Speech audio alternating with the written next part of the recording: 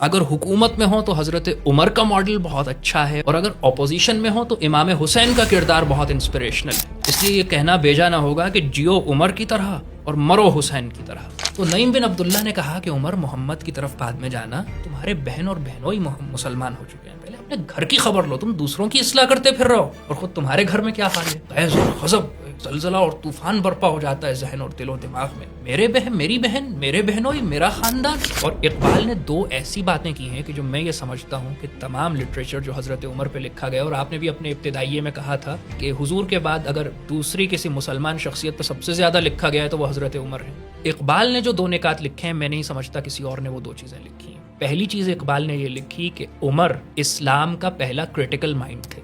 حضرت عمر کے دور میں خواتین کو جو حقوق حاصل تھے، مہر کے مسئلے پہ ایک بڑھیا نے کھڑے ہو کر کے کہا کہ عمر یہ کیسے فیصلے کر رہے ہو، نہیں مانیں گی تمہارے فیصلے۔ اپنا فیصلہ واپس لیا اور بہت خوش ہوئے اور خوش ہو کر کے کہا کہ ہے کیا زمانہ آ گیا، عرب کی بوڑھیاں عمر کو دین سکھاتی ہیں، اور پھر اللہ کا شکر ادا کیا اس پر۔ اربن پلاننگ کے حوالے سے کہ شہروں کو کس طرح سے ڈیولپ کرنا ہے، خود ہدایات جاری کی کہ لکڑی کی چھتیں بناؤ، پتھر کی بناؤ، گلیاں اتنی چوڑی رکھو، سڑکیں اتنی چوڑی رکھو، اس میں ڈرینیج کا سسٹم اس طرح سے ہوگا۔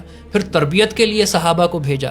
اور دوسری بات کہ وہ سپہ سالار کے جس پر امت کو کا ایمان ہو گیا تھا کہ ہر فتح کی وجہ جو ہے وہ یہ ہیں، حضرت عمر کے کزن بھی ہیں غالباً، اور حضرت خالد بن ولید کی میں بات کر رہا ہوں، کہ پھر بعد میں کنٹروورسی بھی بنانے کی کوشش کی گئی، لیکن آپ نے بہت ایک بولڈ ڈیسیجن لیتے ہوئے ان کو معزول کر دیا۔ کہ جب قریش نے حضور صلی اللہ علیہ وسلم کے قتل کا کہا نا ابو طالب سے کہ آپ محمد کو ہمارے حوالے کر دیجئے، تو جواب میں کہا ہم خالد کو آپ کو دے دیتے ہیں کہ وہ تو اتنا اچھا نوجوان ہے۔ تو حضرت ابو طالب نے کہا تھا مجھ سے میرا بیٹا مانگتے ہو قتل کے لیے اور اپنے بیٹے دیتے ہو مجھے پالنے کے لیے۔ ایک غلام مکالمہ کر رہا ہے سربراہ ریاست سے، اور سربراہ ریاست بھی کوئی عام سربراہ ریاست نہیں ہے، اپنے دور کی سپر پاور کا حکمران ہے۔ تو یہ سب کرنے کے بعد وہ کہتے ہیں کہ مغیرہ کو میں سمجھا دوں گا۔ بہرحال وہ سب کرتے ہوئے جب جانے لگتا ہے تو وہ مطمئن نہیں ہوتا، تو حضرت عمر اس سے جاتے ہوئے کہتے ہیں سنا ہے تم چکیاں بھی بہت اچھی بناتے ہو، ایک میرے لیے بھی بنا دو۔ تو وہ پلٹ کے کہتے ہیں آپ کے لیے تو میں ایسی چکی بناؤں گا کہ جسے دنیا یاد رکھے گی۔